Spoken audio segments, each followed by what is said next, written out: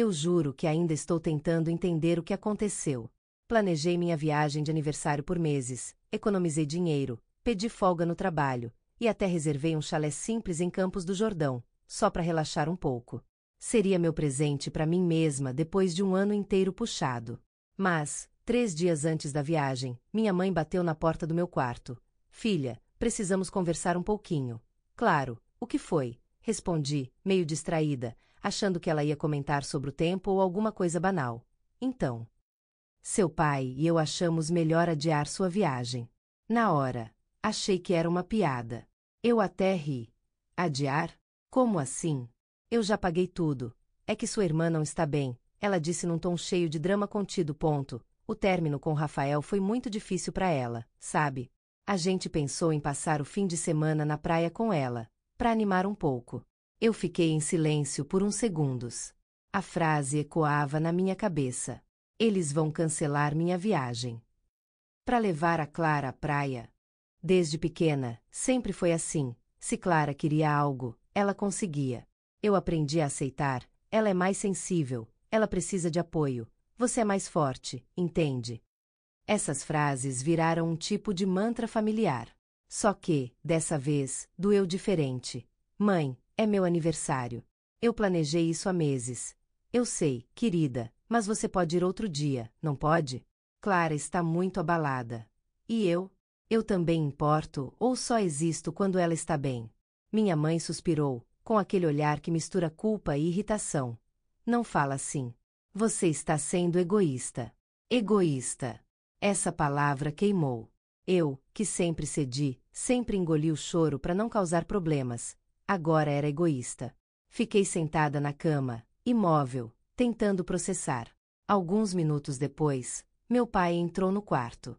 Ele tinha aquele tom calmo de quem acha que está sendo razoável, mas cada palavra dele parecia um golpe. Filha, sua mãe te explicou, né? Família é sobre apoiar uns aos outros. Sua irmã precisa mais desse tempo.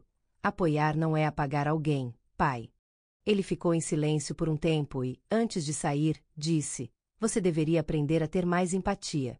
Empatia. Essa foi a segunda facada do dia. Naquela noite, fiquei olhando a reserva da pousada na tela do celular, o e-mail com cancelamento gratuito até amanhã. Meu aniversário seria dali a 4 dias. E pela primeira vez, eu percebi que talvez eu não tivesse uma família, eu tinha um palco, e o papel de filha compreensiva era o meu personagem principal. Mas eu estava cansada de atuar. No dia seguinte, o clima na casa estava estranho. Aquele tipo de silêncio que parece gritar. Eu desci para tomar café e encontrei minha irmã Clara sentada à mesa, rolando o feed do Instagram como se nada tivesse acontecido. Um copo de suco de laranja pela metade, o cabelo preso de qualquer jeito e uma expressão de tédio, não de tristeza. Bom dia, falei, tentando soar neutra. Oi, respondeu sem levantar os olhos. Ela não parecia nem um pouco arrasada como meus pais tinham dito. Fiquei observando enquanto ela ria de algo no celular. No fundo, senti raiva e, pior, inveja da leveza dela, a mesma leveza que eu nunca pude ter, porque sempre precisei entender o outro lado. Então. Ouvi dizer que vocês vão pra praia. É, mãe comentou algo. Acho que vai ser bom sair um pouco. Legal. Pena que seria o meu aniversário. Ela finalmente levantou os olhos. Ah, é verdade. Foi mal. Eu nem lembrei que era nesse fim de semana. Nem lembrou. Essas 2 palavras foram o soco que faltava. Claro, imagina. Porque lembraria, né? Ironizei, tentando segurar a voz. Olha, não começa, tá? Já tô passando por muita coisa. Não quero brigar. Passando por muita coisa. Eu quase ri. Ela terminou um namoro de 3 meses e de repente o mundo inteiro girava em torno do sofrimento dela. Você não quer brigar, mas tá tudo bem em estragar meus planos, né? Estragar seus planos? Eu não pedi pra ninguém cancelar nada. Fala com mamãe.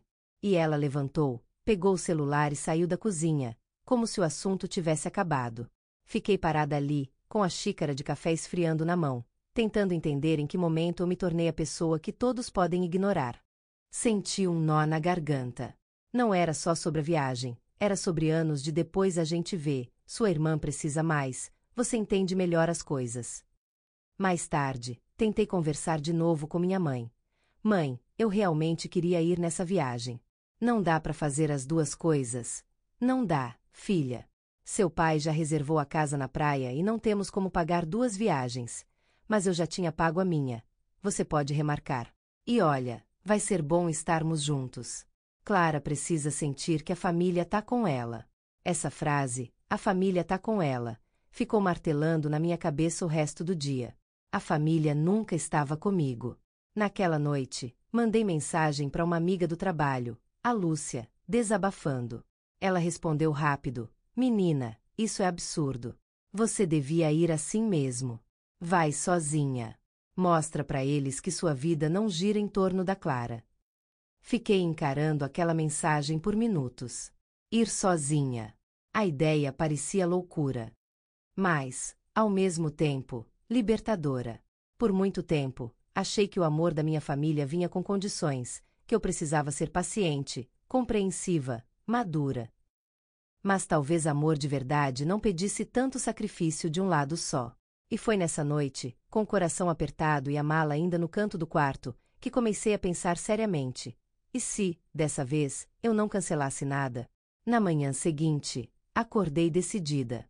Passei a noite pensando, revendo conversas antigas, lembrando de quantas vezes eu engoli a frustração só para manter a paz. Dessa vez, não ia ser assim. Eu não ia remarcar, não ia desistir. Ia viajar, sozinha. Arrumei a mala em silêncio, tentando evitar o confronto. Mas, claro, nada escapa na minha casa. Assim que desci com a mochila, encontrei meu pai na sala. Onde você vai com isso? Ele perguntou, franzindo a testa. Para Campos do Jordão. Como eu tinha planejado. Não começa, por favor. Sua mãe e eu já decidimos. Vocês decidiram por mim. Eu só tô decidindo por mim agora. Ele olhou para mim com aquela expressão desapontada, o tipo de olhar que sempre me fazia recuar. Mas dessa vez, eu não recuei. Peguei as chaves do carro e saí antes que ele dissesse qualquer coisa. Durante o trajeto, senti um misto de medo e alívio. O rádio tocava alguma música antiga do Roupa Nova, e o vento batendo no rosto parecia dizer que eu finalmente estava respirando por conta própria. Cheguei no chalé no início da tarde. Era pequeno, aconchegante, cercado por pinheiros e com cheiro de madeira úmida. Por alguns minutos, fiquei só parada na varanda, ouvindo o som dos pássaros e o barulho distante da cidade. Meu primeiro aniversário longe de casa. E, ironicamente, o primeiro em que eu realmente me senti viva. Fui até o centro comprar algo para comer. Enquanto esperava meu café, ouvi alguém me chamar pelo nome. Renata? É você mesmo. Era a tia Márcia, irmã da minha mãe. Não havia anos, depois de uma briga antiga entre ela e meus pais, meio que cortaram contato. Ela parecia surpresa, mas feliz em me ver. Que coincidência. O que faz aqui sozinha? Vim passar meu aniversário. Meus pais tiveram outros planos. Ela me olhou com uma expressão que misturava empatia e algo mais. Como se entendesse exatamente do que eu estava falando. Deixa eu adivinhar. Tem a ver com a Clara? Sempre tem. Rimos, mas foi aquele riso amargo, de quem compartilha uma ferida antiga. Sentamos juntas, e depois de um tempo ela soltou. Você sabe que sua mãe sempre protegeu demais a sua irmã, né? Isso começou muito antes de vocês nascerem. Fiquei em silêncio, confusa. Como assim? Sua mãe perdeu o primeiro bebê. Quando ficou grávida da Clara, entrou em pânico. A menina virou o centro do mundo dela. E quando você nasceu, foi como se não houvesse mais espaço para duas filhas. Eu nunca tinha ouvido isso. Nunca. De repente, tudo começou a fazer sentido. O favoritismo, o medo constante de magoar a Clara, o papel que eu sempre tive que desempenhar. Tia Márcia segurou minha mão e disse: Isso não é culpa sua, Renata. Nem da Clara. Mas você não pode continuar vivendo à sombra disso. Naquele momento, senti algo mudar dentro de mim. Não era raiva, era clareza. Pela primeira vez, entendi que o problema nunca foi eu não ser compreensiva. O problema era uma dinâmica que eu não criei, mas que todo mundo esperava que eu sustentasse. Quando voltei pro chalé, liguei o celular. Havia 3 mensagens da minha mãe. Você foi mesmo? Seu pai está preocupado. Isso é uma decepção, Renata. Olhei para a tela por um instante. E desliguei o celular. Naquela noite, sentei perto da lareira, com uma taça de vinho barato e uma sensação nova no peito. A de que, talvez pela primeira vez, meu aniversário fosse realmente meu. Voltar para casa depois daquela viagem foi mais difícil do que eu esperava. Passei 3 dias sozinha em Campos do Jordão, caminhando, lendo, comendo sem pressa. E, pela primeira vez, sem precisar medir cada palavra, eu me senti livre. E, ao mesmo tempo, percebi o quanto estava cansada de sempre me justificar. Mas assim que cheguei na garagem, a sensação de paz começou a evaporar. A cortina da sala se mexeu. Alguém me observava. Abri a porta e lá estavam eles. Minha mãe, meu pai e, claro, a Clara. Todos com aquele ar de tribunal prestes a dar sentença. Finalmente, disse minha mãe, cruzando os braços. A gente passou o fim de semana inteiro sem saber se você estava bem. Vocês sabiam onde eu estava, respondi, deixando a mala no chão. Só não gostaram do motivo. Renata, não fala assim com a sua mãe, interferiu meu pai, num tom mais firme. Foi irresponsável da sua parte sair sem avisar direito. Avisar direito? Eu disse que ia, vocês é que fingiram não ouvir. Clara, que estava quieta até então, resolveu abrir a boca. Sério, você tá fazendo drama demais. A mamãe ficou preocupada de verdade, e você sumiu no seu aniversário. Quem faz isso? Eu ri. Um riso curto, amargo. Quem faz isso? Alguém que cansou de ser o figurante da sua novela. Ela me olhou com os olhos arregalados, como se eu tivesse dito algo imperdoável. Nossa, então agora a vítima sou eu? Você viajou, se divertiu, e a gente é o problema? Minha mãe interveio rápido. Meninas, por favor. Não, mãe, interrompi. Você precisa ouvir isso também. Vocês sempre fizeram tudo girar em torno da Clara. Se ela chora, o mundo para. Se eu reclamo, sou ingrata. Não é verdade, disse meu pai, mas sua voz vacilou. É sim. Sempre foi. Eu só não tinha coragem de admitir.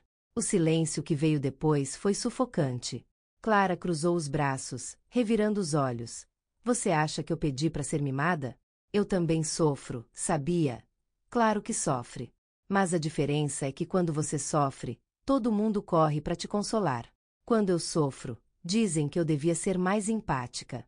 Dessa vez, minha mãe não respondeu.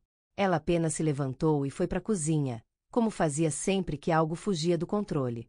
Meu pai passou a mão no rosto, exausto, e saiu atrás dela. Sobrou eu e Clara, em pé, no meio da sala, com uma distância entre nós que parecia mais do que física. Eu não queria que fosse assim, ela disse, num tom mais baixo. Eu só nunca percebi. Pois agora percebe. E talvez ainda dê tempo de mudar. Ela não respondeu. Pegou o celular e foi pro quarto, deixando o som das notificações ecoando pela casa, o som de quem continua no próprio mundo. Fiquei ali parada, sozinha. E, pela primeira vez, não senti culpa. Talvez eu tivesse sido dura. Talvez eles nunca entendessem completamente. Mas eu precisava desse momento, para mim, não para eles. Mais tarde, deitada na cama, recebi uma mensagem inesperada. Era da tia Márcia. Feliz aniversário atrasado, minha querida. Orgulhosa de você por finalmente se colocar em primeiro lugar. Sorri. Talvez fosse pouco, mas naquele instante, aquela mensagem significava tudo. Passaram-se algumas semanas desde aquela conversa, e o clima em casa mudou. Não vou mentir, no começo, ficou um gelo. Meus pais me evitavam, Clara se trancava no quarto e o silêncio era quase ensurdecedor. Mas, curiosamente, pela primeira vez, eu não me senti errada por isso. Era um silêncio que trazia espaço para mim respirar. Voltei a falar mais com a tia Márcia. Ela me ligava de vez em quando, perguntava se eu estava bem, me dava conselhos simples, mas que pareciam resolver o que anos de entendimento familiar nunca resolveram. Foi dela, aliás, que veio a melhor frase que já ouvi. Amor não é sobre se anular, é sobre se incluir. Desde então, tenho tentado praticar isso. Comecei a fazer coisas só por mim, aulas de fotografia, caminhadas no parque, pequenas viagens nos fins de semana. Não para fugir da minha família, mas para finalmente construir uma vida que não gira em torno deles. Clara, aos poucos, também começou a mudar. Um dia, me chamou para tomar café num lugar novo perto de casa. Eu quase recusei, mas acabei indo. A conversa foi estranha no início, cheia de pausas e olhares inseguros, até que ela disse: "Eu pensei muito no que você falou aquele dia. E acho que você tinha razão." "Sobre o quê?" perguntei, surpresa. "Sobre eu sempre estar no centro. Acho que mamãe me criou para acreditar que o mundo ia cair se eu não fosse o foco." "E caiu?" perguntei, meio rindo. "Ainda não." Ela respondeu, rindo também. Foi um momento pequeno, mas verdadeiro.